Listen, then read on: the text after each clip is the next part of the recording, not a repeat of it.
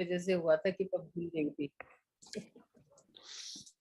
ठीक है, तो हम शुरू करते हैं अपना आज का session. First of all I apologise कि 1 महीना बीच में डिले हुआ ड्यू टू अनअवॉइडेबल सर्कमस्टांसेस, क्या बोलते हैं।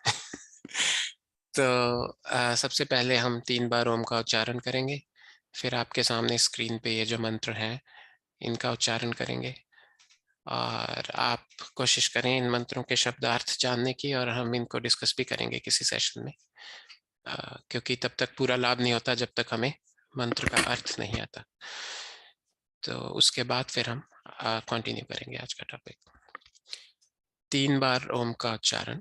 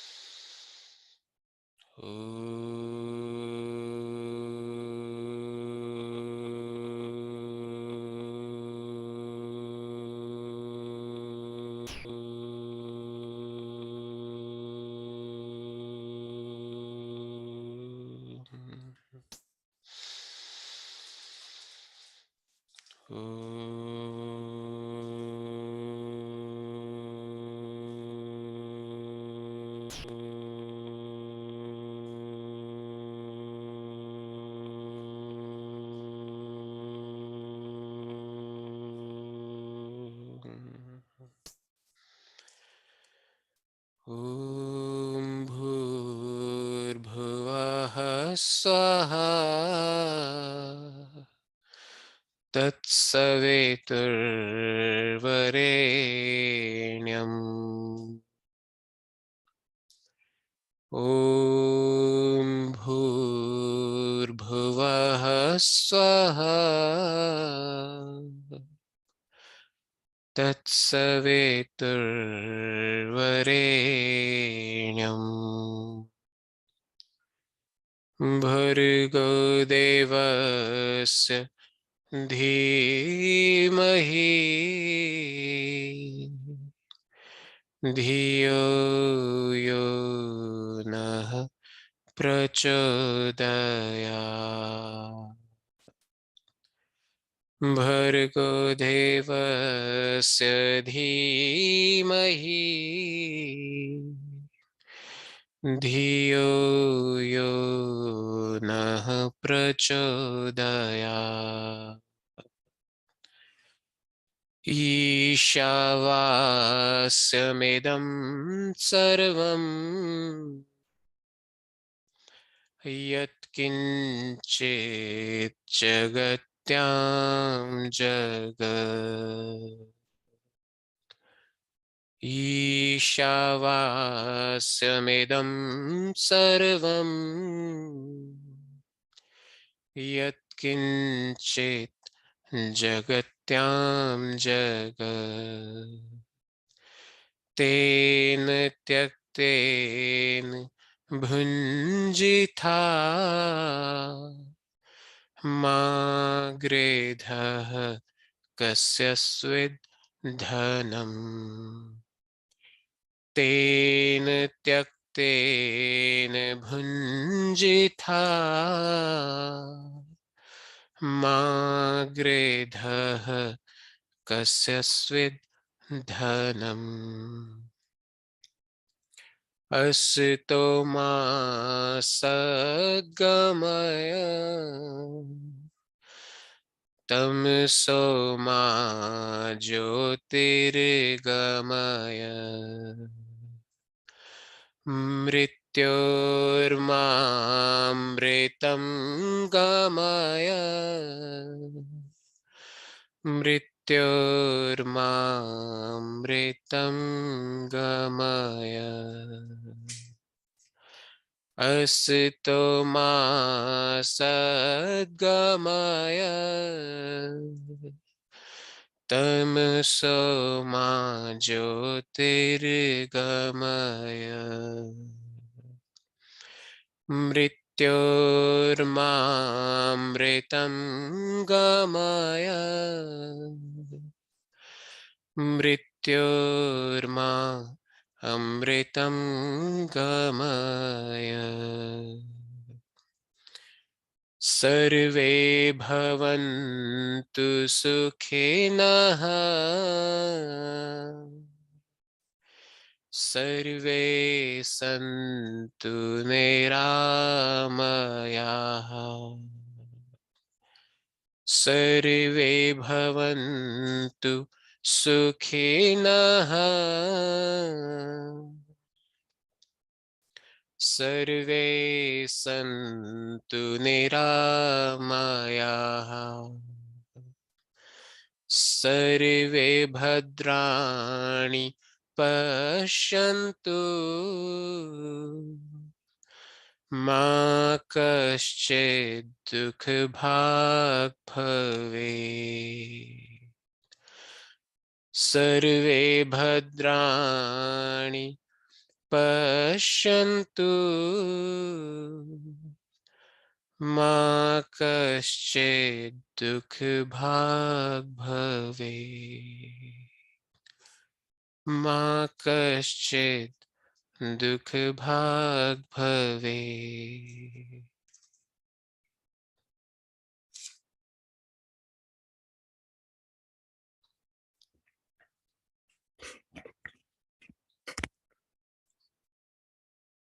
अभी हमने ईश्वर की स्तुति, प्रार्थना, उपासना की। हम जो अभी अध्यात्म में किसी गति को ना प्राप्त हुए लोग हैं, उनमें कई बार जीवन में ऐसा भी होता है कि उनको कई बार सुबह उठ के ऐसा भी लगता है कि ईश्वर है भी या नहीं। ऐसे भी कई बार ख्याल आते हैं, जो कि बहुत नॉर्मल है। किसी भी फील्ड में, किसी भी विषय में अगर हमारी रिसर्च बहुत ज्यादा अच्छी तरह ना हो तो उसमें डाउट्स आना बहुत स्वाभाविक है। तो इसीलिए कहा गया है कि जो स्वाध्याय और उपासना है, इसको कभी भी नहीं छोड़ना चाहिए। आप यह सुन के हैरान होंगे कि जो 4 आश्रम वैदिक पद्धति के अनुसार हैं, ब्रह्मचर्य, गृहस्थ, वानप्रस्थ और संन्यास, उसमें जो चौथा आश्रम है जिसको संन्यास आश्रम बोलते हैं, उसमें बहुत से एग्जम्पशंस हैं, बहुत सी माफियां हैं, बहुत सी चीजें हैं जो उनको जरूरत नहीं है सन्यासी को। जैसा कि उनमें से एक है यज्ञ। यज्ञ करना, हवन करना सन्यासी के लिए अनिवार्य नहीं है। तो सन्यासी यज्ञ करें ना करें, और भी बहुत सी ऐसी चीजें हैं जो सन्यासी को माफ है। लेकिन स्वाध्याय और उपासना ये सन्यासी के लिए भी इक्वली इम्पोर्टेंट है, रादर ज्यादा इम्पोर्टेंट है। तो किसी भी आप लाइफ की सिचुएशन में है, किसी भी आप कठिनाई में है, मुसीबत में है, किसी भी स्टेज पे हैं, लेकिन आपके पास ये कोई लॉजिक नहीं होना चाहिए कि इस वजह से मैं ईश्वर की उपासना नहीं कर सका या नहीं कर सकी, या स्वाध्याय नहीं कर सका या नहीं कर सकी। आपने न्यूरो साइंस में भी हम पढ़ते हैं, जो चीज हम नहीं करते तो हमारे ब्रेन में भी उसके कनेक्शंस बनने कम हो जाते हैं और वो चीज हमसे दूर होनी शुरू हो जाती है। तो इसी तरह ईश्वर भी एक ऐसा विषय है, एक ऐसा पदार्थ है जिसको अगर हम अपने साथ नहीं जोड़ के रखते तो हमारी और ईश्वर की जान की दूरी बढ़ती ही चली जाती है। और धीरे धीरे धीरे धीरे मैंने अपने जीवन में, मैं हालांकि अभी बहुत ज्यादा आयु नहीं है मेरी, 70 80 90 वर्ष नहीं है, लेकिन इतने जीवन में भी मैंने ऐसे बहुत से लोग देखे हैं जो बहुत ज्यादा आध्यात्मिक थे, लेकिन अगले 10 साल में, 15 साल में, 20 साल में उनके जीवन में से ईश्वर नाम की वस्तु ऑलमोस्ट समाप्त हो चुकी है। तो उसका कारण यही है कि उन्होंने बाकी जो विषय थे, जो हमारे भौतिक विषय हैं या जो अन्य हमारी जिम्मेदारियां हैं, उन पे तो पूरा फोकस किया, लेकिन ईश्वर को धीरे धीरे करके छोड़ते चले गए। और एक चीज मैंने और नोटिस की है कि जो मनुष्य है ये बेसिकली एक लेजी प्राणी है। जो बेसिक नेचर है मनुष्य की वो लेजीनेस है। आप सभी को पता है, हम पहले भी डिस्कस कर चुके हैं कि जो भी प्रकृति है या प्रकृति से बने हुए पदार्थ हैं, मैटर, मटेरियल या मैटर, वो सत्व, रज और तम के मिश्रण से बनता है। और इन तीनों की बराबर मात्रा है इस संसार में। 33.33 बार सत्व है, 33.33 बार परसेंटेज रज की है और 33.33 बार तमस की है, तम की है। और जो लेजीनेस है ये तम के कारण है, इसका जो सोर्स है वो तमस है। आपने कई बार देखा होगा कि हम जब तीन कलर्स को आपस में मिलाते हैं, उसमें से जो कलर ज्यादा डोमिनेंट होता है तो उन तीनों का मिक्सचर उसी कलर जैसे दिखने लगता है। जैसे सत्व है वाइट, तमस है ब्लैक, और मान लीजिए रज है रेड। तो अगर आप तीनों को मिलाएंगे तो आप जब उसको घोलेंगे तो वो डार्क ग्रे बन जाएगा, व्हाइट उसमें दिखना ही बंद हो जाएगा। तो इसलिए जो तमस है इसका प्रभाव हमेशा ही ज्यादा रहता है। तो हालांकि क्वांटिटी उतनी ही है, तो इसलिए उसको, लेकिन एक चीज और यहां समझने की है, कंफ्यूजन ना हो। जो मूल प्रकृति है जिससे अभी विकृति नहीं बनी है, जो रॉ मटेरियल है, उसमें क्वांटिटी इक्वल है, लेकिन उसके बाद जो चीजें बनती हैं उसमें क्वांटिटी वेरी करती है। बहुत सिंपल एग्जांपल, आपने खीर बनाई, खीर एक रजोगुणी पदार्थ है। तो खीर जब बन के तैयार होती है उसमें रजोगुण ज्यादा होता है, सत्वगुण उससे कम होता है और तमोगुण उससे कम होता है। आपने स्प्राउटेड दाल खा रहे हैं आप, उसमें सत्वगुण ज्यादा होता है, रजोगुण उससे कम होता है, तमोगुण उससे ज्यादा होता है। आप कॉफी पी रहे हैं बहुत डार्क, उसमें तमोगुण ज्यादा होता है, रजोगुण उससे कम होता है और सत्वगुण सबसे कम होता है। तो उन तीनों पदार्थों को मिला के जब हम कोई वस्तु बनाते हैं उसमें गुणों की वेरिएशन होती रहती है। उसमें तमोगुण बढ़ जाता है, किसी में रजोगुण बढ़ जाता है, किसी में सतोगुण बढ़ जाता है। तो ईश्वर का भी हमारे जीवन में सबसे बड़ा रोल यही है कि ईश्वर को अगर हम पकड़े रखते हैं, ईश्वर के सानिध्य में रहते हैं, तो हमारे जीवन में जो सत्व गुण है वो हमेशा उभरा हुआ रहता है, बढ़ा हुआ रहता है। और उससे जो हमारी दिनचर्या है, हमारे द्वारा किए हुए कार्य हैं, वो भी बेटर ही होंगे, अच्छे ही होंगे, श्रेष्ठ ही होंगे। इसलिए ईश्वर का हमारे जीवन में बहुत बड़ा रोल है। तो मुझे पता है कि हम ऑलमोस्ट 2 महीने बाद मिल रहे हैं और हमारा टॉपिक रिटेन भी नहीं हुआ होगा, मुश्किल है याद रखना। तो हम बात कर रहे थे अत्यंत निवृत्ति, अत्यंत पुरुषार्थ, कि इस जीवन का जो मुख्य लक्ष्य है वो ये है त्रिविध दुख से अत्यंत निवृत्ति करना। जितने भी 3 प्रकार के दुख हैं हमने अपने फर्स्ट सेशन में डिस्कस किए थे, आदि दैविक, आदि भौतिक, आध्यात्मिक। दुखों के और भी कई प्रकार हैं, लेकिन इस ग्रंथ में जिसको हम फॉलो कर रहे हैं उसमें इस तरह से लिया है त्रिविध का अर्थ। तो उन तीनों दुखों से अगर पूरी निवृत्ति चाहिए, थोड़ी थोड़ी निवृत्ति तो मिल जाती है। जैसे ठंड से निवृत्ति चाहिए, आपने हीटेड घर बना लिया। भूख से निवृत्ति चाहिए, आपने भोजन कर लिया। तो थोड़े थोड़े दुख की तो थोड़ी थोड़ी निवृत्ति हम करते रहते हैं सारा दिन। सर में दर्द हुआ, दवाई ले ली। लेकिन वो कहता अत्यंत निवृत्ति। अब अत्यंत निवृत्ति की डेफिनेशन क्या है कि भाई मुझे तो इस लाइफ और डेथ के साइकिल से ही परे जाना है। क्योंकि लाइफ और जन्म, जन्म और मृत्यु का साइकिल कहिए आप, जन्म itself is a source of दुख। जन्म होते ही तीनों प्रकार के दुख चिपट जाते हैं। ये बात मैं भी थ्योरेटिकली कर रहा हूँ, आप भी थ्योरेटिकली समझ रहे हैं। अभी हम इंटेलेक्चुअल लेवल पे वहां नहीं है कि हमें ये बात 100% समझ आ जाए कि जन्म ही बेकार है। अभी हमें अच्छा लगता है ये सारे पदार्थ, ये सारे रिश्ते, ये जन्म, इसको भोगना, ये सभी अभी हमें मजा आता है।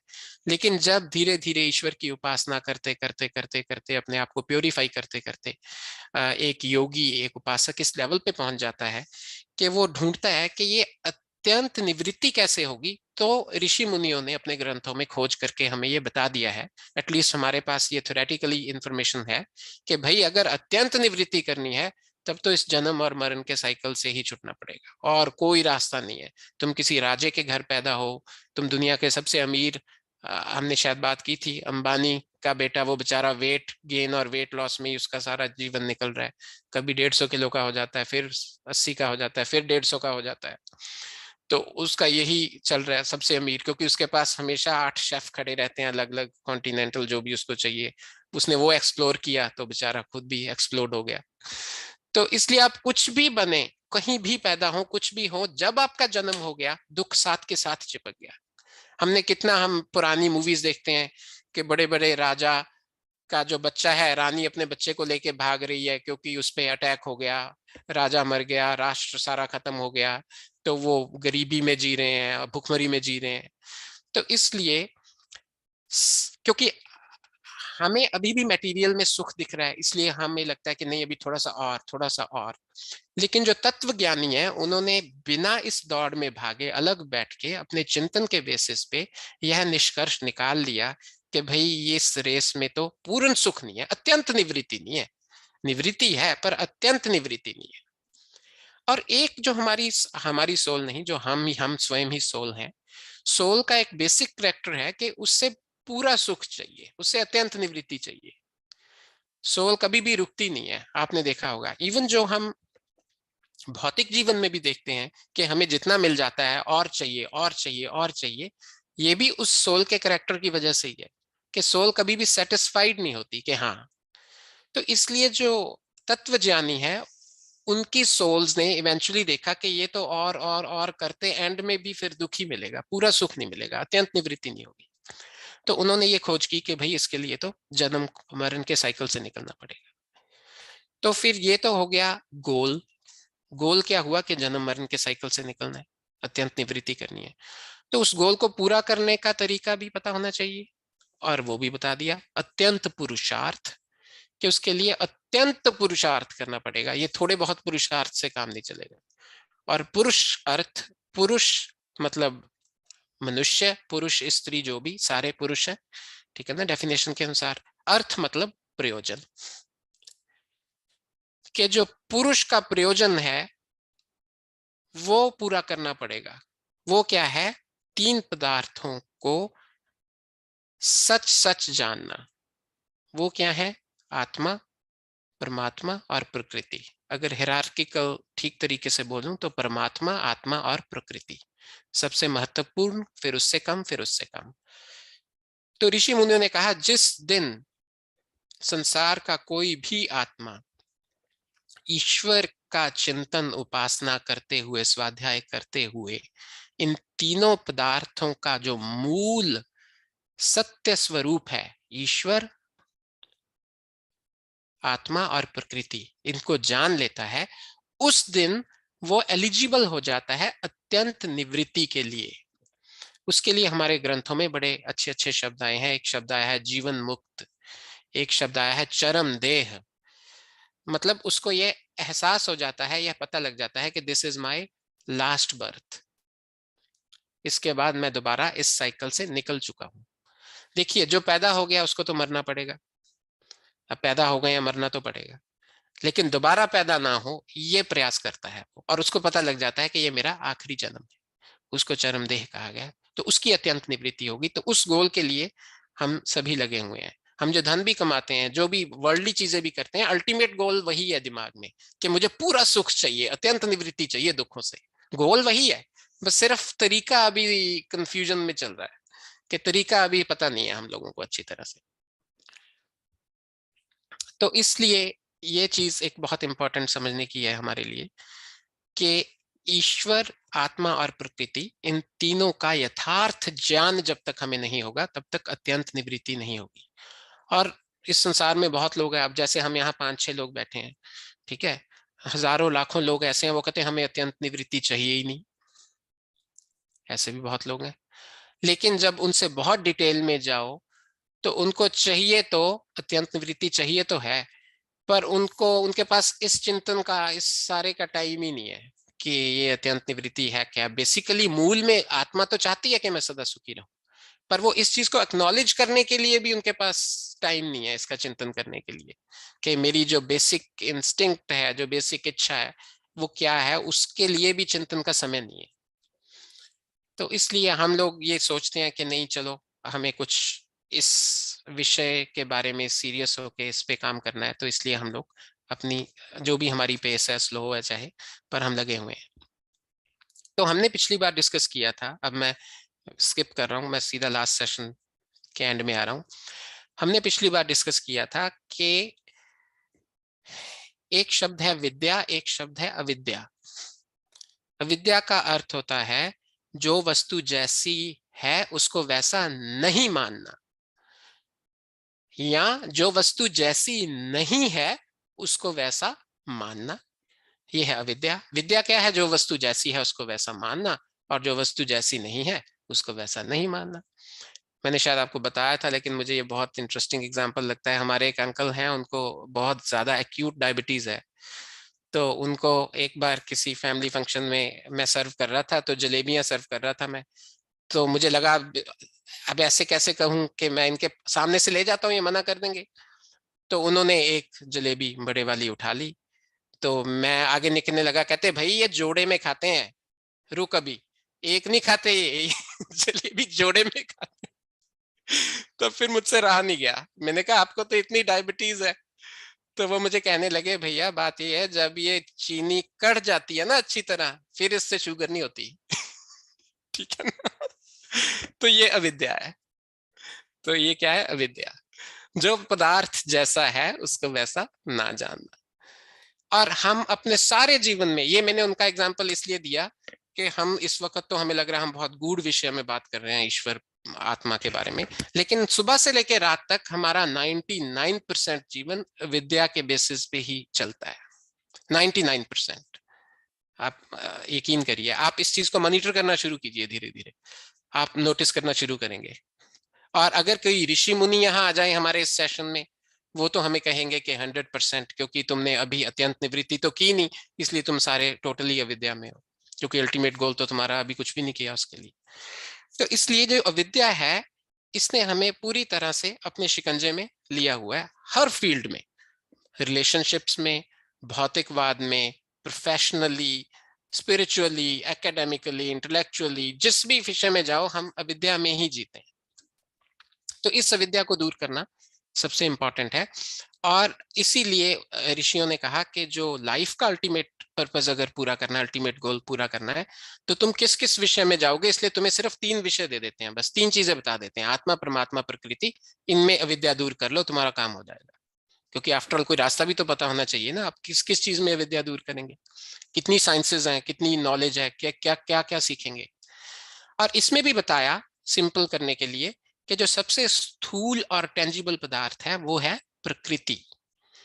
उससे कम टेंजिबल जो है वो है आत्मा। और जो सबसे ज्यादा सूक्ष्म पदार्थ है वो है परमात्मा। तो ऋषियों ने यह भी बताया कि जब तुम सीरियसली इस टॉपिक पे रिसर्च करना शुरू करोगे, इनके प्रति विद्या को ग्रहण करना शुरू करोगे, तो सबसे पहले तुम्हें जो पूर्ण यथार्थ ज्ञान होगा वह प्रकृति का होगा। सबसे पहले तुम्हें प्रकृति समझ में आएगी, तुम्हें प्रकृति के जो मूल इसका कैरेक्टरिस्टिक्स हैं वो समझ में आएंगे। तभी तो आप देखिए, आपने आपने भी बहुत सुना होगा, मैंने भी बहुत सुना है, जितने भी हम महापुरुषों के बारे में सुनते हैं तो क्या बोलते हैं, उनको वैराग्य हो गया, उन्होंने सब कुछ छोड़ दिया, उनको वैराग्य हो गया, उन्होंने महल छोड़ दिए, घर छोड़ दिया, पति पत्नी बच्चे सब छोड़ दिया। तो वो क्या है? प्रकृति। सबसे पहले जब प्रकृति का ज्ञान होता है उसको, ठीक है ना, कि ये प्रकृति की क्या हैसियत है, ठीक है, कहाँ तक मुझे ले जा सकती है, कितनी किसकी जरूरत है, तो फिर वो देखता है अरे ये तो, जैसे आपको सिंपल भाषा में समझाऊं, अगर एक क्वेश्चन पेपर में 10 सवाल हैं और 10 नंबर के हैं, और आप पहले पे ही 2 शीट भर दो और 3 घंटे में से पौने 3 घंटे भर दो, तो टीचर आपको कहेगा कि भाई मैंने तुझे 100 में से 10 नंबर दिए हैं, ठीक है, पर मतलब तूने इतना अच्छा आंसर दिया कि तुम्हें मैंने 10/10 दे दिए, पर तूने सवाल तो एक ही सॉल्व किया, इसलिए तू फेल हो गया। तो जो ये तत्वज्ञानी, मैं वर्ड यूज करूंगा, तत्वज्ञानी है, वो देखते हैं कि भी मैं 10 नंबर के सवाल पे ही क्यों पौने 3 घंटे लगा रहा हूँ या 3 घंटे लगा रहा हूँ। इस सवाल की कीमत तो 30 मिनट, या जो भी 3 घंटे डिवाइडेड बाय 10 ही है ना, 18 मिनट ही है ना, 180 मिनट। तो मैं बाकी का टाइम क्यों इस पे स्पेंड कर रहा हूँ? इसलिए उनको लगता है बहुत हो गया, वो एकदम सब छोड़ते हैं। वो फिर प्रकृति को उतना ही यूज करते हैं कि भोजन करना पड़ेगा, खाने के लिए वो भी प्रकृति है, सांस लेना पड़ेगा, वस्त्र चाहिए, एक छत चाहिए, ठीक है। तभी एक बहुत अच्छा सूत्र है सांख्य दर्शन में, उसमें उन्होंने कहा है सर्पवत वर्ड यूज किया है तत्वज्ञानियों के लिए कि वो जैसे सांप चूहे के बिल में रहता है, अपना घर नहीं बनाता, वो उसके लिए वेस्टेज ऑफ टाइम है वो। इसी प्रकार जो योगी हैं वो भी किसी और के यहीं रहते हैं, वो गुरुकुल में रहते हैं, आश्रम में रहते हैं, धर्मशालाओं में रहते हैं, पहाड़ों में रहते हैं, वो अपना घर नहीं बनाते, अपना प्रॉपर्टी टैक्स, अपनी मेंटेनेंस, अपना वो इन चक्करों में नहीं पड़ते। उनके लिए ये सब बंधन है बहुत खतरनाक। वो तो ऐसे ही रहते हैं, परिवराजक शब्द आया उनके लिए, ठीक है ना। तो सर्पवत कहा है, बड़ा अजीब सा वो सूत्र था जब मैंने पढ़ा कि सांप से तुलना क्यों की है, पर फिर उन्होंने समझाया कि जिस प्रकार सांप इतना टाइम वेस्ट नहीं करता अपना घर बनाने का, वो किसी और के घर में रहता है, तो इसी प्रकार योगी भी किसी और के घर में रहते हैं। तो सबसे पहले आपको प्रकृति के बारे में समझ आएगा कि भाई ये प्रकृति की टोटल क्या वैल्यू है। आपको शायद पहले भी हमने डिस्कस किया था, उसके जो लास्ट एसेज या लास्ट वर्ड्स हैं एप्पल के फाउंडर के, वो पढ़ने चाहिए हमें। तो उसने जब वो लास्ट स्टेज पे था कैंसर की, उसने कहा I have $45 billion in my bank account but it is not giving me any kind of happiness. मतलब मुझे 1% भी खुशी नहीं हो रही इस वक्त ये सोच के कि मेरे बैंक अकाउंट में $45 बिलियन। तो क्यों नहीं हो रही उसको खुशी, इस पे चिंतन करना जरूरी है हमारे लिए। हम सोचते हैं ये उसकी प्रॉब्लम है या उसको कैंसर हो गया था इसलिए उसको नहीं हो रही अभी, हम तो ज्यादा समझदार हैं। मैं हमेशा ये कहता था पापा को कि नहीं, जब मेरे पास पैसे आ जाएंगे ना तो मुझे ज्यादा समझ है बाकी लोगों से कि उसको कैसे यूज करना है। तो इस तरह से हम अपने आप को जस्टिफाई करके उस प्रकृति में, उस बंधन में धंसे रहते हैं। लेकिन सबसे पहले प्रकृति को जानना है और उसको जान के तदनुसार आचरण। अगर आप में से कोई नोट्स बना रहा है तो आप ये लाइन लिख लीजिए, तदानुसार आचरण। जब तक हम जो सुनते हैं, पढ़ते हैं, समझते हैं, तदा अनुसार आचरण नहीं करते, तब तक ऑलमोस्ट उसकी जीरो वैल्यू है। हमने पिछले पिछले सेशन में सेकंड में किया था श्रवण चतुष्टय, आपको याद होगा। श्रवण मनन निधिध्यासन साक्षात्कार। तो साक्षात्कार होता है तदानुसार आचरण। जब तक उसको आचरण में नहीं लेके आएंगे तो हमें कोई लाभ नहीं होता। तो जब प्रकृति समझ में आती है, प्रकृति छुटती है। अच्छा, आप भी इस पॉइंट को नोट कीजिएगा, और आपको कभी भी कोई शंका हो या आप मेरे से डिसएग्री करें किसी चीज में, आप उसको नोट कीजिएगा और हम सेशन के एंड में उसको डिस्कस कर सकते हैं। मेरा यह मानना है कि हम अभी जो यहाँ 5-6 लोग बैठे हैं, हम अपनी बात ही करेंगे कि हमारा 90 to 95% और इवन अप टू 99% एफर्ट इस प्रकृति में ही लग रहा है सुबह से शाम तक। आप कभी नोटिस कीजिएगा, 99%। तो जो लोग इसको समझ के इसको छोड़ देते हैं सर्पवत, ठीक है ना, जो इससे मुक्ति पाते हैं, फिर उनके पास टाइम ही टाइम बच जाता है, क्योंकि उनको आधा घंटा ही लगता है फिर इस सारी चक्कर में। उनके पास 23.5 घंटे होते हैं। अब क्या करें वो 23.5 घंटे में? फिर वो सेकंड स्टेज पे जाते हैं जिसको बोलते हैं आत्मा। फिर वो समझते हैं अच्छा फिर मैं कौन हूँ, ठीक है ना, मैं क्या हूँ। तो धीरे धीरे ये गवेषणा की और बताया कि मैं शरीर हूँ या मैं आत्मा हूँ या मैं शरीर से अलग हूँ, ये शरीर प्रकृति है। ये सब मैं थ्योरेटिकल बोल रहा हूँ, मुझे कोई साक्षात्कार नहीं हुआ आत्मा का, जो मैंने पढ़ा है वो बता रहा हूँ, ठीक है ना। लेकिन जिन्होंने लिखा है उनको हुआ है, तो इसलिए एटलीस्ट हमें थ्योरेटिकली तो क्लियर हो ना कि मैं इस शरीर से अलग हूँ। जो प्रशांत नाम है वो इस शरीर का है, वो इस आत्मा का नहीं है। मरने के बाद बोलते हैं बॉडी को नीचे उतार लो, फिर ये भी बोलना बंद कर देते हैं प्रशांत को नीचे उतार लो, फिर बिल्कुल ठीक आ जाते हैं फॉर्म में कि बॉडी को नीचे उतार लो। क्योंकि ये आत्मा जब तक इस शरीर में थी तब तक उस आत्मा का नामकरण प्रशांत है, या ऐसे समझ लीजिए। जब भी इस शरीर से अलग हुई तो प्रशांत शब्द भी खत्म हो गया, शरीर भी खत्म हो गया। तो फिर वो धीरे धीरे सोचते हैं अच्छा फिर ये आत्मा जाती कहाँ है, ये आती कहाँ से है, ये जो जानवर है। अभी मैं इस चीज में बहुत स्ट्रगल कर रहा हूँ अभी, आप भी इस पे चिंतन कीजिए। मुझे अभी भी स्ट्रगल होती है कि जब मैं सामने गिलहरी को देखता हूँ, तो वैदिक फिलॉसफी के अनुसार मैं भी कभी गिलहरी बना था, ठीक है ना। ये आत्मा भी गिलहरी के शरीर में गई थी और दोबारा भी जाएगी। और पर मुझे यकीन सा नहीं आता कई बार देख के कि नहीं ये कैसे हो सकता है, जो मच्छर घूम रहे हैं, छोटे छोटे कीड़े घूम रहे हैं, ठीक है, मुझे लगता है मैं भी यही था या यही बनूंगा। ये इस पे बार बार चिंतन करके लगता है नहीं। ये चीजें हम आगे डिस्कस करेंगे मिसकंसेप्शंस अबाउट सोल में। तो इस तरह से फिर सेकंड स्टेज शुरू होती है जिसमें ये चिंतन शुरू होता है कि भाई आत्मा क्या है, कहाँ से आया है, कहाँ जाना है, जिएगा मरेगा, बूढ़ा होता है, जो हमने गीता में पढ़ा है, ना इसको शस्त्र काट सकता है, ना इसको अग्नि जला सकती है, ना ये पानी में डूब सकता है। गुरबानी में भी बहुत अच्छे अच्छे शब्द आए हैं। अ, क्या था एक, उसमें पाही अग्नि को बोलते हैं, पाही न साके जाल, ऐसा कुछ एक लाइन आई है कि इसको अग्नि जला नहीं सकती। अ, मैं फिर आपको कभी सुनाऊंगा वो शब्द, बहुत अच्छा शब्द है गुरबानी का। तो इस तरह से बार बार ये चीजें जो थ्योरेटिकली पढ़ी हैं, लेकिन वो इसको, जिसको बोलते हैं साक्षात्कार करता है इस चीज का, स्वयं इसका एक्सपीरियंस करता है, अनुभव करता है सेकंड स्टेज में आके, तब उसको समझ आता है कि अच्छा ये आत्मा हायरार्की में नंबर 2 पे है, नंबर 3 पे मैटर था जिसको मैं छोड़ चुका हूँ, उसकी उतनी ही हैसियत थी, लेकिन अब अत्यंत निवृत्ति के लिए मुझे जो नंबर 1 पे पदार्थ है ईश्वर, उसको प्राप्त करना है। तो जब आत्मा का साक्षात्कार करता है उसको संप्रज्ञात समाधि बोलते हैं, जब आत्मा और प्रकृति का साक्षात्कार हो जाता है। ये छोटे लेवल की समाधि है। इसमें अपर वैराग्य इसके लिए टर्म यूज करी है हमारे उपनिषदों में। और फिर इन सब को प्राप्त करते करते करते भी उसको ऐसा फील, उसको फंडे तो बहुत क्लियर होते हैं, पर उसको ऐसा लगता है कि अभी भी जो पाना था वो पाया नहीं है, अभी कोई कुछ बच गई है कमी, अभी पूरा नहीं हुआ गोल। फिर इस सब के बाद उसको जो वैराग्य होता है उसका नाम है पर वैराग्य। पर वैराग्य होने के बाद फिर वो ईश्वर की गवेषणा, ईश्वर की खोज, ईश्वर को जानना आरंभ कर देता है। तब धीरे धीरे धीरे धीरे जाके ईश्वर है, तो ये तो बहुत लोअर स्टेज है, ईश्वर का हमारे लाइफ में क्या रोल है, ईश्वर आनंद का भंडार है, उसके आनंद के लिए मुझे कैसे एलिजिबल बनना है, ठीक है ना, तो मुझे किस तरह के कर्म करने हैं।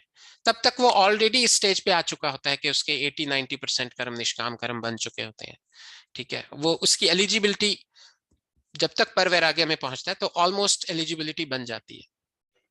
लेकिन एक बड़ी खतरनाक चीज मैंने कई बार पढ़ी, और वो ये है कि जब भी मनुष्य प्रयास छोड़ देता है तो वो उस हाईएस्ट स्टेज से कभी भी आके दोबारा 0 पे आ सकता है।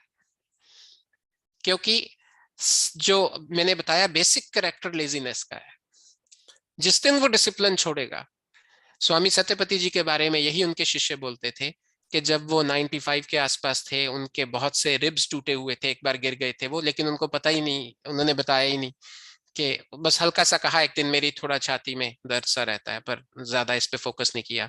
वो तो उसके 20-25 दिन बाद जब उनको दिखाने लेके गए तो डॉक्टर ने कहा इनके सारे रिब्स टूटे हुए हैं। तो उन्होंने कहा कि वो सुबह उतने बजे ही उठते थे, अपनी उपासना सुबह और शाम की वैसी करते थे, और जब लेटे होते थे तब भी ईश्वर के साथ जुड़े रहते थे, उपासना में रहते थे, और कोई भी मिलता था उसके साथ यही बात करते थे और कोई बात नहीं करते थे कि हाँ जी आपको जीवन का जो मुख्य उद्देश्य है उसके लिए आप काम कर रहे हैं कि नहीं कर रहे हैं। इवन एक बार रामदेव जी उनको मिलने आए, मैं आप लोगों को वीडियो भेज दूंगा, होगा आप लोगों के पास। रामदेव जी उनको मिलने आए क्योंकि रामदेव जी भी स्वामी सत्यपति जी के एक शिष्य रहे हैं थोड़ी देर के लिए कभी। तो स्वामी सत्यपति जी को जब सारा बताया गया रामदेव जी के बारे में, तो रामदेव जी ने एंड में स्वामी जी को कहा कि मेरे लिए कुछ, तो स्वामी जी ने कहा वो तो जो आप कर रहे हैं बहुत अच्छा है, पर क्या आपने अपने आत्मा को परमात्मा के सानिध्य में ईश्वर प्राप्ति के लिए एलिजिबल बना लिया है, जो अल्टीमेट गोल है वो कर लिया आपने पूरा। तो स्वामी जी सबको यही बोलते हैं, इंजीनियर हो, डॉक्टर हो, साधु हो, संत हो, मिनिस्टर हो, गवर्नर हो, जो भी आता है उनका एक ही चीज होती थी सबके लिए, सेम। तो इस तरह से जो योगी है वो अपने आप को एलिजिबल बना लेता है उस स्टेज पे जाके, कि फिर वो ईश्वर को जान सके, ईश्वर के स्वरूप को जान सके। और हमारे ग्रंथों में ऐसा लिखा गया है, जो कि मुझे बड़ा एक सुन के बहुत अच्छा फील होता है, एक बहुत हाई फीलिंग आती है कि एक ऐसा जब होता होगा तो कैसा होता होगा, कि जब ईश्वर यह देख लेता है कि यह आत्मा अब पूरी तरह तैयार है अत्यंत निवृत्ति के लिए, तो ईश्वर स्वयं अपने बल और शक्ति से उसको अपना साक्षात्कार करवाता है। तब उसको गॉड रियलाइजेशन जिसको हम बोलते हैं, ईश्वर साक्षात्कार बोलते हैं। वो वाला साक्षात्कार नहीं है कि सामने आके सिर पे गोल चक्कर है और उसमें से वो लाइट्स निकल रही हैं, ऐसे वाला नहीं है, ठीक है। वो साक्षात्कार कैसा है मुझे भी नहीं पता, ठीक है, लेकिन मैंने थ्योरेटिकली जो पढ़ा है उसमें मुझे ये समझ आया कि तब जाके उसको ईश्वर का साक्षात्कार उस आत्मा को होता है। और जिस दिन उसको एक बार फर्स्ट टाइम ईश्वर का साक्षात्कार हो जाता है, उसके बाद कोई बिरला ही है जो गिर के फिर वापस आ सकता है, चांसेस है, पर जो वापस आ जाता है। फॉर एग्जाम्पल, आप जितने भी लोग यहाँ बैठे हैं, अपनी सबसे स्वादिष्ट जो डिश आपको लगती है वो मन में सोचिए एक बार, जिस जो सबसे स्वाद चीज लगती है आपको। तो जब आपने पहली बार खाई थी, उसके बाद आपने सोच लिया था कि अब जब तक मेरा जीवन रहेगा या मेरा शरीर अलाउ करेगा, मैं इसको खाता रहूंगा, छोड़ूंगा नहीं। ठीक है ना? तो इसी प्रकार वो जब किसी दिन ये भी डिस्कस करेंगे कि वो कितनी पोटेंसी है उसकी, कितनी मतलब इक्विवेलेंट, किसके इक्विवेलेंट है वो। अगर one good dish is equal to 1 unit of सुख, तो ईश्वर साक्षात्कार is how many units of सुख। ये चीज भी एक दिन हम डिस्कस करेंगे। ये मुझे पापा ने कई बार याद कराया, पर मैं भूल जाता हूँ, ये बहुत लंबी कैलकुलेशन है। तो उसमें कुछ फिर भी एक लाइन में बताता हूं। उसमें कुछ ऐसा है कि जितना सुख इस पूरी सृष्टि का अगर कोई राजा हो, पूरी सृष्टि का राजा हो, मतलब पूरा, जैसे आप तो कंट्रीज के प्राइम मिनिस्टर होते हैं ना, पूरी अर्थ का प्राइम मिनिस्टर हो, और युवा हो, मतलब यंग हो, रोग रहित हो, और उसका पूरे साम्राज्य में कोई भी प्रॉब्लम ना हो, कोई भी इश्यू ना हो कभी भी, वो जो उसका सुख होगा, तो उससे पता नहीं कितने जीरो फिर और लगते हैं आगे, जो ईश्वर के साक्षात्कार का सुख होता है। तो जब उसको एक बार वो भोग लेता है, फिर वो उससे छूटना नहीं चाहता। हमें स्वामी जी बार बार यही कहते थे कि अब मैं चाहते हुए भी ईश्वर को छोड़ नहीं सकता, क्योंकि जो बाकी सब चीजें हैं वो इतनी इंफीरियर है।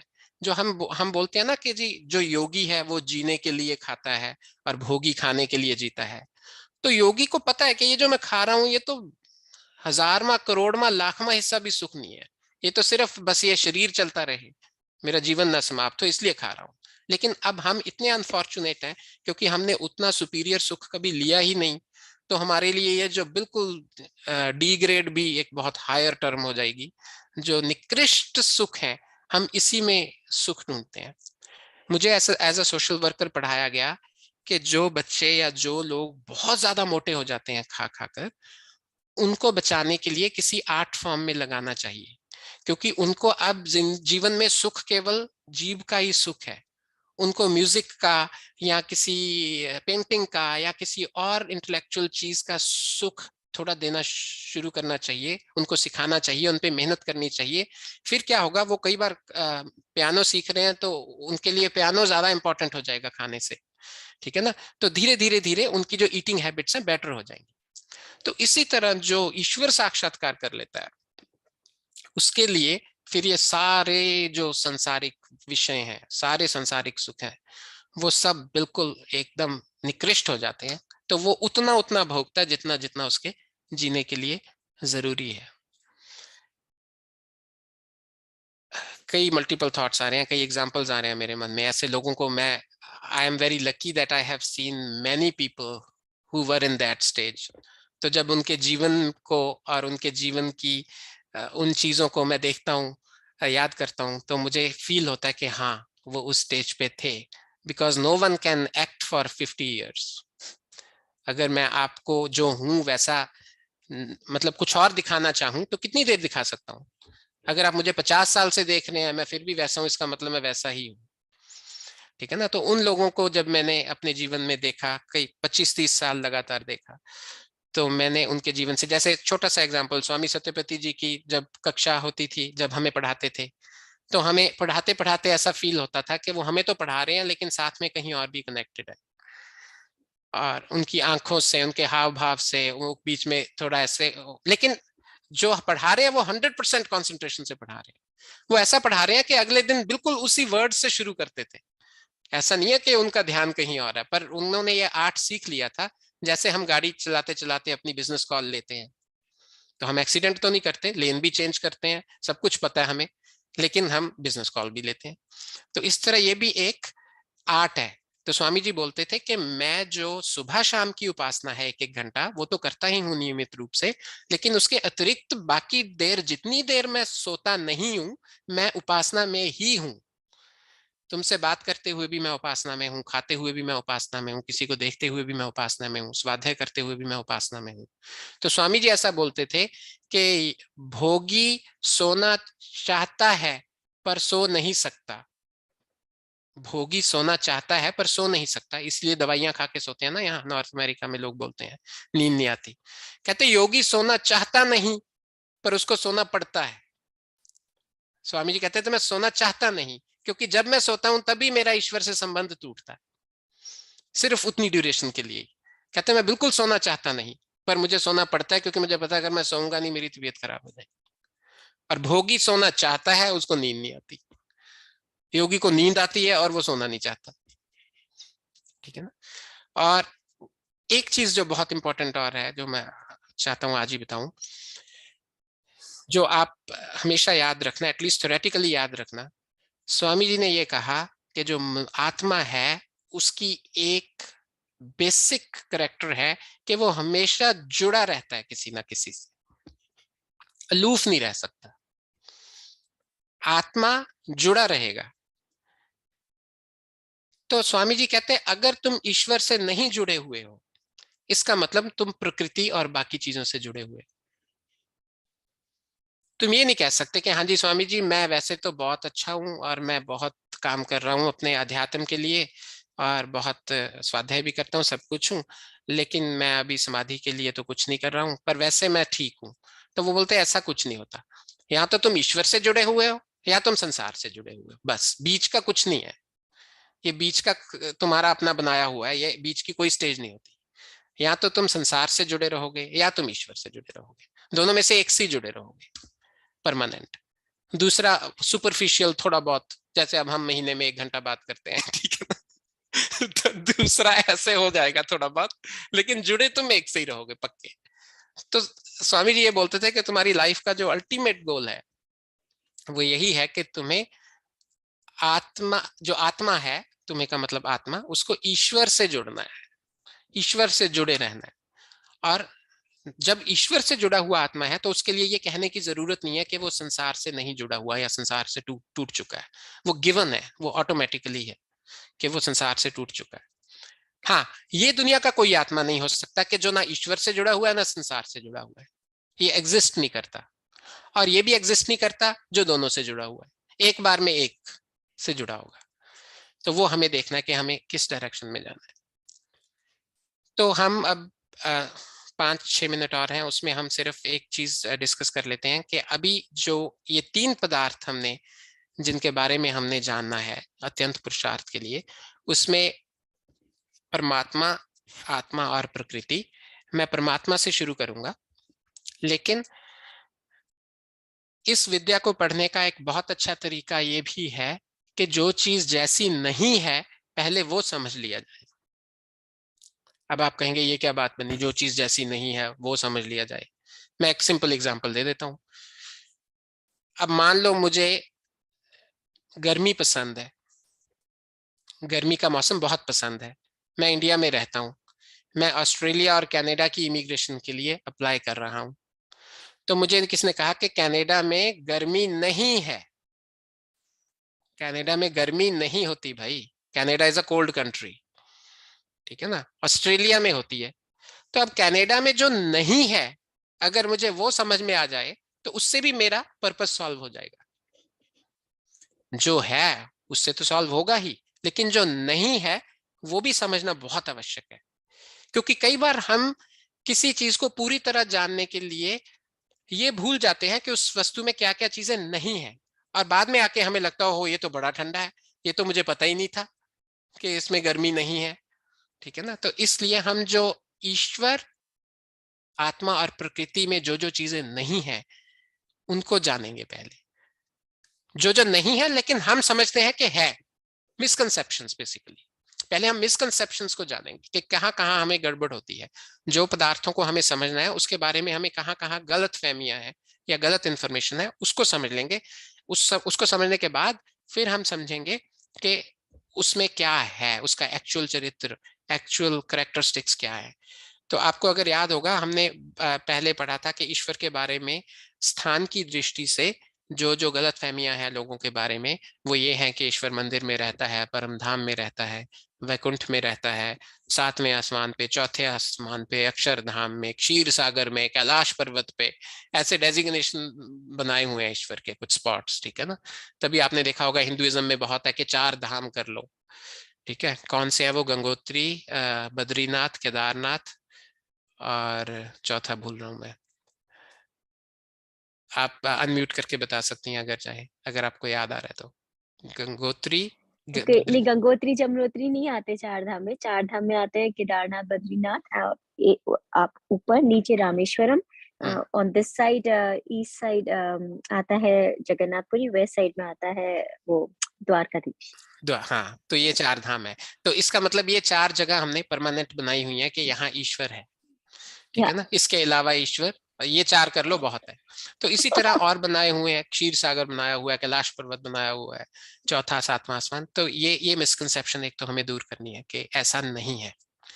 दूसरा हमने शुरू किया था, उसमें हम बात कर रहे थे कर्मों की दृष्टि से कि ईश्वर क्या क्या नहीं करता, लेकिन हम समझते हैं करता है। फॉर एग्जाम्पल, लोग ये मानते हैं कि ईश्वर इच्छा रहित है, कि ईश्वर की इच्छा नहीं होती, कोई भी ईश्वर की कोई इच्छा नहीं होती, ऐसा मानते हैं। लेकिन ये गलत है। ईश्वर की इच्छा है। ईश्वर की इच्छा क्या है कि इस संसार की जितनी भी आत्माएं हैं वो सभी पूर्ण दुख से छुट के संपूर्ण सुख को प्राप्त करें, ये ईश्वर की इच्छा है। हाँ, लेकिन ईश्वर की अपने लिए कोई इच्छा नहीं है। क्योंकि ईश्वर की अपने लिए कोई इच्छा नहीं है, इसलिए कई बार ये गलतफहमी हो जाती है कि ईश्वर की इच्छा ही नहीं है। अगर ईश्वर की कोई इच्छा ही ना होती तो ईश्वर ये सृष्टि क्यों बनाता? कितनी सिंपल बात है ये। ईश्वर ने सृष्टि बनाई ही इसलिए है क्योंकि ईश्वर चाहता है कि हम मुक्ति प्राप्त करें, हम अपने बंधनों से छूटे। नहीं तो सारी आत्माएं मूर्छित होकर कहीं पड़ी रहती, सत्वस्तंभ में टूट के ये जो मटेरियल है ये कहीं पड़ा रहता, ईश्वर भी आराम से पड़ा रहता, ठीक है ना। ईश्वर की सबसे बड़ी इच्छा ये है। लेकिन ईश्वर कितना प्यार करता है हमें, ये चीज आजकल के माता पिता को भी सीखने की है कि ईश्वर की ये इच्छा होते हुए भी हमारे साथ जबरदस्ती नहीं करता। नहीं तो रोज सुबह आके डांटे, मारपीट करे, समझाए, ईमेल्स करे, मैसेज करे, कुछ भी करे। यहाँ के माता पिता या सभी संसार में हम जो भी माता पिता हैं, वो तो बच्चे के लिए जो चाहते हैं फिर फोर्स करते हैं ना, उसको बार बार समझाते हैं। लेकिन ईश्वर इतना ज्यादा निर्लेप है, इतना ज्यादा अपने आप को, फिर भी हम उसकी संतान है, उसकी हमारे लिए बहुत अच्छी इच्छा है कि हम मुक्ति को प्राप्त करें। उसने ये सारा संसार बना के दे दिया हमें, फिर भी हमारे साथ कोई जोर जबरदस्ती नहीं करता। चाहे मर्डर करो आप, कोई चक्कर नहीं है, ठीक है। उसी इच्छा होने के बावजूद भी वो हमें कुछ नहीं कहता। दूसरी जो बहुत ज्यादा गलत धारणा है, क्योंकि ये गलत धारणा है इसलिए मिटानी जरूरी है, अदरवाइज इनमें से एक भी हमें बची रह गई ना तो हमारा गोल, पर्पस नहीं सॉल्व होगा। दूसरी ये है कि ईश्वर मनुष्यकृत कर्मों को करने वाला है, लोग ये मानते हैं। जैसे हमने पिछली बार डिस्कस किया था कि एक वो कोई भक्त बीमार था, ईश्वर ने आके रोटी बना दी, ठीक है ना। तो सबसे इंपॉर्टेंट इसमें क्या समझने की बात है, जो बहुत इंपॉर्टेंट बात की है, ईश्वर उन कार्यों को कर सकता है जो मनुष्य करता है, पर ईश्वर उन कार्यों को नहीं करता, क्योंकि ईश्वर अपने नियमों से बंधा हुआ है। ईश्वर का ये नियम है अपने लिए कि मैं उन किसी कार्यों को नहीं करूंगा जो मनुष्य कर सकता है, पर ईश्वर में कैपेबिलिटी है वो करने की। मनुष्य उन कार्यों को नहीं कर सकता जो ईश्वर करता है। जब कर ही नहीं सकता तो करता भी नहीं है। हम सृष्टि बना ही नहीं सकते इसलिए हम बनाते भी नहीं है। तो मनुष्य की तो लिमिटेशन हो गई कि वो उन कार्यों को नहीं करता जो ईश्वर कर सकता है। क्यों लिमिटेशन होगी? क्योंकि मनुष्य कर ही नहीं सकता। लेकिन ईश्वर कर सकता है पर बिल्कुल नहीं करता, किसी भी केस में नहीं करता। कोई एक्सेप्शन नहीं है इसमें, कोई भी कहीं भी कोई छूट नहीं है कि उसके लिए कर दिया, स्पेसिफिक भक्त के लिए कर दिया, उसके साथ बहुत प्रेम था उसके लिए कर दिया, नहीं करता। ईश्वर मनुष्यकृत कार्यों को नहीं करता। ये दूसरा है। इसके अलावा हमारे पास 7 और चीजें हैं जो गलत धारणाएं हैं, उनको हम अपने नेक्स्ट सेशन में डिस्कस करेंगे। हमारे पास 5 मिनट है। अगर आप, मैं चाहता हूं कि आप इन सेशंस में किसी भी प्रकार की कोई भी डाउट या शंका हो, आप डेफिनेटली वो लेकर आया करें। बहुत बार ऐसा हो सकता है कि मैं सिर्फ सुन के आपको ये कहूँ कि मुझे आंसर नहीं पता, मैं अगली बार बताऊंगा, लेकिन एटलीस्ट उससे क्या है कि हमारा चिंतन तो होगा उस टॉपिक पे, हम एटलीस्ट उस तरफ बढ़ने तो लगेंगे, सोचने तो लगेंगे। तो इसलिए आज मैं इसको यहीं रोकता हूँ। तो अगली बार हम जब भी डेट डिसाइड करेंगे तो हम शुरू करेंगे कि ईश्वर के बारे में हमारी क्या मिसकंसेप्शंस है, और वो भी ईश्वर के कर्मों की दृष्टि से, कि लोग क्या क्या समझते हैं कि ईश्वर ऐसा है ऐसा है ऐसा है, पर वैसा नहीं है। उसके बाद हम आत्मा के बारे में मिसकंसेप्शंस करेंगे, फिर हम प्रकृति के बारे में क्या मिसकंसेप्शंस है वो पढ़ेंगे, उसके बाद फिर हम ये तीनों पदार्थ एक्चुअल में कैसे हैं, तो ईश्वर ये तो नहीं है, पर फिर है क्या, फिर वो चीजें पढ़ेंगे, तब जाके हमारा ये सूत्र पूरा होगा। चलिए, अब आप में से किसी को भी कोई क्वेश्चन है, प्लीज आप पूछ सकते हैं। आपने ये बताया कि इधर या तो आप ईश्वर से जुड़े हैं या संसार से जुड़े हैं, बीच का कुछ नहीं होता, but during the process of transition बीच का नहीं होता क्या? आप एकदम से तो कहीं भी नहीं होगा, और ठीक है, संसारिक है तो संसार में ही है। जहां मैंने जुड़ने की बात की है वो मैंने बात की है मानसिक जुड़ने की, ठीक है ना, मानसिक रूप से। आप, मैं थोड़ा सा एलेबोरेट करता हूँ। आप संसार, जब तक आप भोजन कर रहे हैं मान लीजिए, तो आप संसार से तो जुड़े हुए हैं, आप प्रकृति से तो जुड़े हुए हैं। रादर आप जब तक शरीर में हैं, आप संसार से तो जुड़े हुए हैं, क्योंकि शरीर के बिना तो आप कुछ भी नहीं कर सकते, बिना हाथ पैर के। प्रकृति तो आप हर वक्त यूज कर रहे हैं। लेकिन जिसके लिए टर्म यूज होती है वैराग्य, जब मन से योगी को वैराग्य हो जाता है कि भाई अब मन से वो सोच लेता है कि मैं, ये सारी चीज इंफीरियर है, ये मेरा पर्पस सॉल्व नहीं कर रही, तो वो उसके आचरण में तुरंत आ जाता है। तभी जैसे मैंने पहले बताया, वो घर बार कितना भी पैसा हो, कुछ भी हो, आजकल भी न्यूज आती रहती है। स्पेशली मैंने जैनिज्म में पिछले 2 साल में 2 बड़े जबरदस्त न्यूज देखे हैं। एक कोई व्यक्ति थे, 1200 करोड़ था उनके पास, उन्होंने छोड़ के दीक्षा ली है। और एक बच्चा था, आईआईटी क्लियर किया था उसने ग्रेड 12 के बाद, वो भी जैनिज्म में एग्जाम्पल है। तो उसने सब कुछ छोड़ के, अनाउंस करके उसने वो दीक्षा ली है। तो ये 2 न्यूज इंडियन न्यूज़पेपर की पिछले 12 महीने में ही मैंने पढ़ी है। तो वो उसको छोड़ना बोलते हैं। तो उसने उस दिन ये डिसाइड कर लिया कि अब इस प्रकृति से मिनिमम रिक्वायर्ड संबंध तो रखना पड़ेगा सरवाइव करने के लिए, लेकिन मेंटली मैं इसके बारे में अब ना चिंतन करूंगा, ना इसको प्राप्त करने का प्रयास करूंगा। जो मेरे दिन में 24 घंटे हैं, मैं उसको अब अपने ईश्वर के साथ जुड़ के उसके साथ काम करूंगा।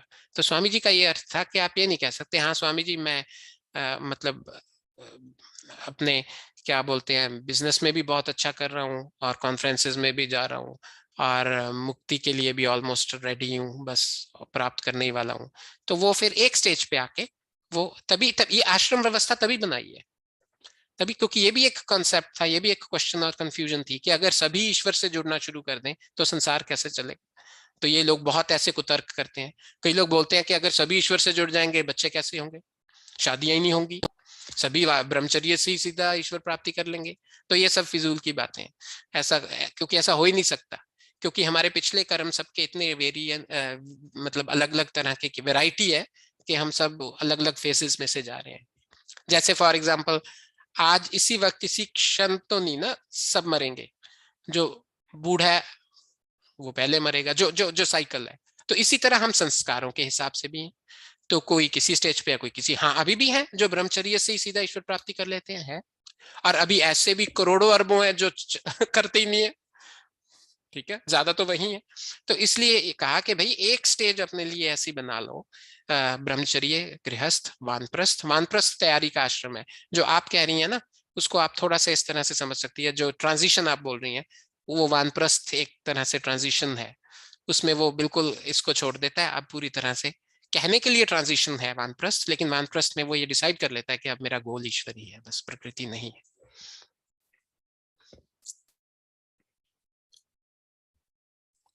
तो और अगर कोई क्वेश्चन है तो पूछ सकते हैं, नहीं तो 2 मिनट है और हम नेक्स्ट डिसाइड कर लेते हैं। बाकी आपका आंसर हो गया क्वेश्चन ठीक से? हाँ आपका क्वेश्चन आंसर हो गया ठीक से? हाँ, मेरा आंसर हो गया, बल्कि मैं जो नेक्स्ट पूछना चाह रही थी वो भी आंसर ऑटोमेटिकली हो गया।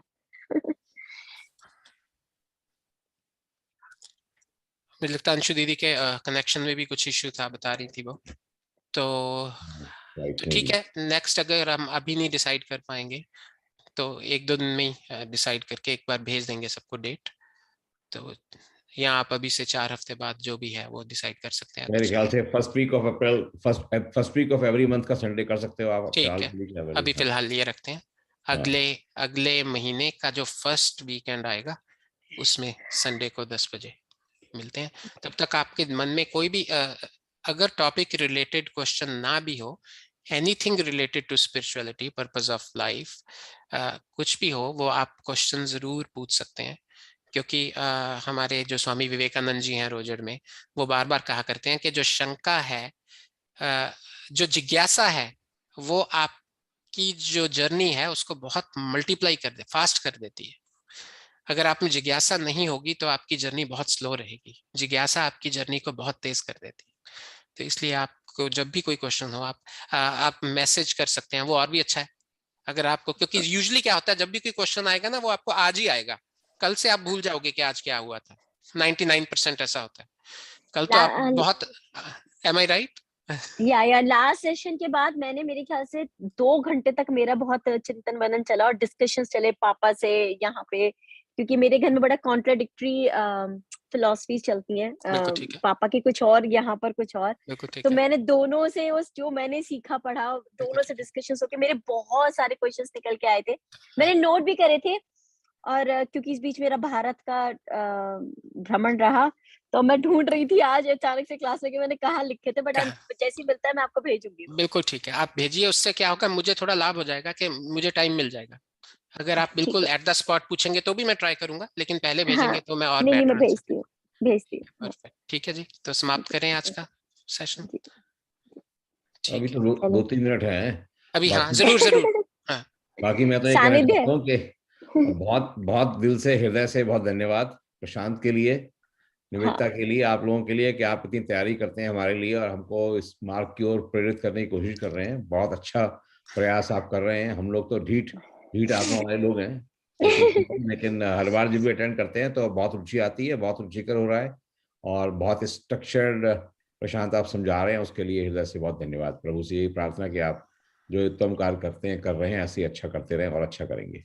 आपका बहुत बहुत धन्यवाद भैया। और स्वामी जी बोलते हैं कि सबसे बड़ा लाभ तो जो बता रहा है उसको होता है, क्योंकि इस 1 घंटे के लिए मुझे 8-10 घंटे लगते हैं, तो मुझे सबसे ज्यादा लाभ तो मेरा हो रहा है, इसलिए ये भी एक प्रयोजन है। तो क्वेश्चन मेरा ये है, जी जो मैं बोल के छोड़ देता हूँ कि जिसको अगली बार भी आंसर कर सकते हो आप। जी जी। अगर ईश्वर का प्रथम उद्देश्य यही है कि भाई सभी, उनका उद्देश्य है या उनकी इच्छा है कि इच्छा सभी है, आत्माएं जो है मुक्ति प्राप्त करें, मुक्ति प्राप्त की ओर सुख जाएं, सुख लें, सुख लें। परम सुख की ओर जाएं, बिल्कुल ठीक मुक्ति है। प्राप्त की ओर जाएं, मोक्ष की ओर जाएं, तो फिर ये जीवन मरण का सिलसिला और आत्माएं को इस सब में डाला ही क्यों गया, डाला ही क्यों? ठीक है, अभी अगर जरूरत नहीं है, आपको, मतलब नहीं, अभी एक और एक लोगों के लाइन पास में, टाइम नहीं है, अगर तो अगली बार कभी जवाब दे सकते हो आप। सिर्फ एक लाइन में आपको बताता हूं, आपने मेरे क्वेश्चन का आंसर करना है। ओके। अगर आपको ये कहा जाए कि आपके पास अभी 40 वर्ष का जीवन और है, ये क्वेश्चन मेरा आपसे है और आप अगली बार मुझे इसका आंसर देंगे, ओके। फिर मैं आपके क्वेश्चन का आंसर दूंगा कि आपके पास 40 वर्ष का जीवन और है, या तो आप उसको जैसे अब जी रहे हैं ऐसे जीते रहें, या हम आपको अभी आज इसी वक्त मूर्छित कर देंगे। ठीक है, अभी मूर्छित कर देंगे, लेकिन हाँ ये गारंटी है 40 वर्ष आपको कुछ नहीं होने देंगे। लेकिन उस मूर्छित में एक फायदा है, आपकी गाड़ी की किसी के साथ टक्कर नहीं हो सकती, आपको जुकाम नहीं हो सकता, आपको बीमार भी नहीं होने देंगे, आपके बॉडी के जो मिनरल्स विटामिन है सारे पूरे रखेंगे। ठीक है, पर आप 40 वर्ष मूर्छित रहेंगे, वो ऑप्शन 1 है। दूसरी ऑप्शन ये है कि आपको मूर्छित नहीं करेंगे भाई, आप इसी संसार में रहो, आप you are on your own at risk, जो भी, सब तो भोगो, आप भोगते उन रहो। दोनों में से एक चूज करो।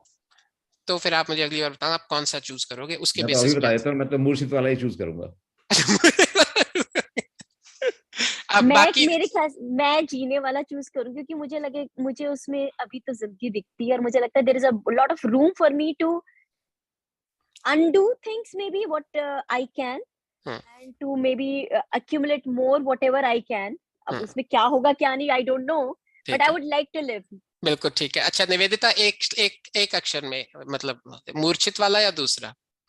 दूसरा। दूसरा। आकांक्षा एक अक्षर में? दूसरा। दूसरा, ठीक है। तो भैया आप मतलब हार गए हैं उसमें। हाँ, तो आपको भी हमारी कैटेगरी क्योंकि भैया मूर्छित वाले में ये है प्रॉब्लम कि मूर्छित वाले में जब आपको यही नहीं पता कि आप जिंदा हैं या जिंदा नहीं है, तो ऐसे जीवन का भी क्या लाभ जब उसको यही मालूम नहीं है कि मैं तो ये सोच रहा हूँ कि मूर्छित is equal to bliss, state of bliss, मोक्ष। ना वो वाला नहीं है ये। इसमें अच्छा, वो नहीं है। आप ना क्योंकि इसमें सुख दुख ही नहीं हो रहा है, ना, ये तो मूर्छित कोई है। एक्सीडेंट नहीं होगा, कोई दुख नहीं होगा, सुख भी ब्लिस तो में नहीं हो रहा चले ना, गए, ब्लिस ना में सुख। चले गए। हाँ, कॉमा स्टेज है ये तो, ओके, मूर्छित अवस्था है। आई थॉट कि मैं I will go into the state of bliss.